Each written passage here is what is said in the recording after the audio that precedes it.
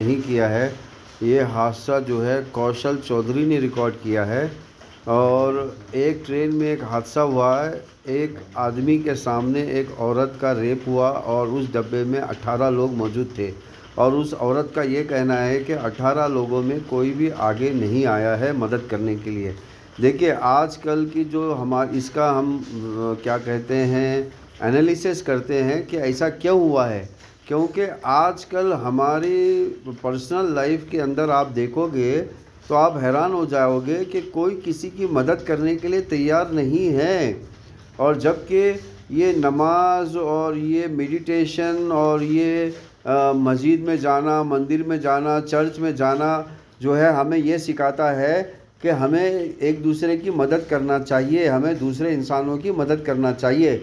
लेकिन आजकल लोग मंदिर में, मस्जिद में, चर्च में जाकर भी एक दूसरे की मदद नहीं कर रहे हैं, क्योंकि उनके अंदर भगवान का डर, भगवान की भावनाएं नहीं है। अगर चर्च में, मस्जिद में या मंदिर में जा रहे हैं तो वहाँ भी वो कुछ ना कुछ अपने फ़ायदे की चीज़ ही ढूंढ रहे हैं।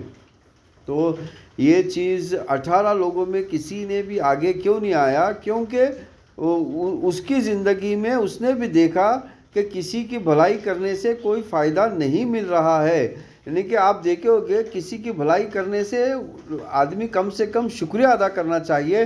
लेकिन लोग आजकल ऐसे हो गए हैं कि भलाई करने के बाद शुक्रिया अदा तक नहीं कर रहे हैं। तो ये इस तरह का जो माहौल बना हुआ है ये उसका असर है। और ये माहौल आपको मुस्लिम, हिंदू, क्रिश्चियन, सिख सभी में मिलेगा।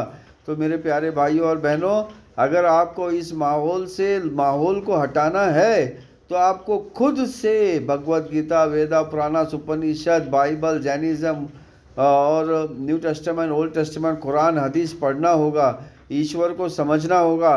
तभी आप इस माहौल को हटा सकते हो। वरना ये माहौल अगर रहा और रह रहा है, इससे इंसानों को और ज़्यादा नुकसान होगा, ज़्यादा तकलीफ़ होगी।